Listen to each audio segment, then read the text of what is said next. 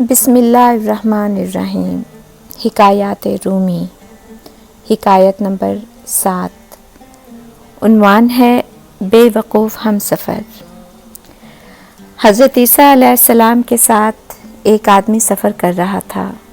اس نے سوچا اس موقع سے فائدہ اٹھانا چاہیے، پیغمبر خدا سے ایسا عمل سیکھ لینا چاہیے جس سے پتھر سونا بن جائے اور مردہ زندہ ہو جائے۔ اس بے وقوف نے کہا، یا حضرت علیہ السلام، مجھے بھی کوئی ایسا نسخہ دے دیں جس سے میری دنیا سنور جائے اور میں پڑھ کر پھونک ماروں تو مردہ زندہ ہو جائے۔ حضرت عیسیٰ علیہ السلام اس کی اس لب کشائی پر بڑے حیران ہوئے کہ اس بیمار اور مردہ شخص کو اپنا غم نہیں کہ میری رفاقت سے اپنے مردہ دل کا علاج کر لے، مگر یہ تو ایک دن میں ہی تاج و تخت کا مالک بننا چاہتا ہے۔ حضرت عیسیٰ علیہ السلام نے فرمایا، چپ رہ، یہ تیرا کام نہیں۔ اس مقام تک پہنچنے کے لیے بڑی منزلیں طے کرنی پڑتی ہیں۔ یہ قوت تو اس وقت حاصل ہوتی ہے جب ایک عمر روح کی آلودگیوں کو پاک کرتے گزر جاتی ہے۔ اگر تو نے ہاتھ میں عصا پکڑ بھی لیا تو کیا ہوا؟ اس سے کام لینے کے لیے تو موسیٰ علیہ السلام کا ہاتھ چاہیے۔ ہر شخص عصا پھینک کر رستہ نہیں بنا سکتا اور نہ پھر رستہ کو عصا بنا سکتا ہے۔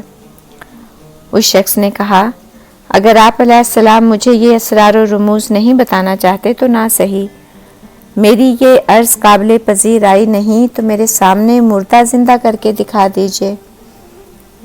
راستے میں ایک گہرے گڑھے میں کچھ ہڈیاں دیکھیں تو عرض کرنے لگا، یا حضرت، ان پر دم کر کے پھونکیے۔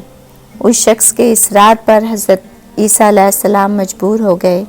انہوں نے ہڈیوں پر نام خدا پڑھ کر پھونک ماری۔ یہ ہڈیاں دیکھتے ہی دیکھتے ایک خوفناک سیاہ شیر کی صورت اختیار کر گئیں۔ شیر چھلانگ لگا کر گھڑے سے نکلا اور اس شخص پر حملہ آور ہوا اور اسے فوراً ہلاک کر ڈالا۔ حضرت عیسیٰ علیہ السلام نے شیر سے دریافت کیا کہ اس نے ایسا کیوں کیا؟ شیر نے عرض کیا، یا حضرت علیہ السلام، وہ آپ کے لیے تکلیف کا باعث بن رہا تھا۔ حضرت عیسیٰ علیہ السلام نے اس سے پوچھا کہ تو نے اس کا خون کیوں نہیں پیا؟ اس نے کہا، ایک تو یہ آپ علیہ السلام کا بے ادب اور گستاخ تھا، دوسرا اب اس دنیائے آب و گل کا رزق میری قسمت میں نہ تھا۔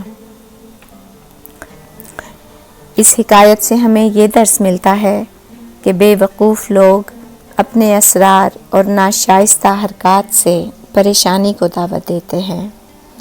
انبیاء کرام کے بے ادب کو جانور بھی برداشت نہیں کرتے۔ صلاح عام ہے یارانے نکتہ داں کے لیے۔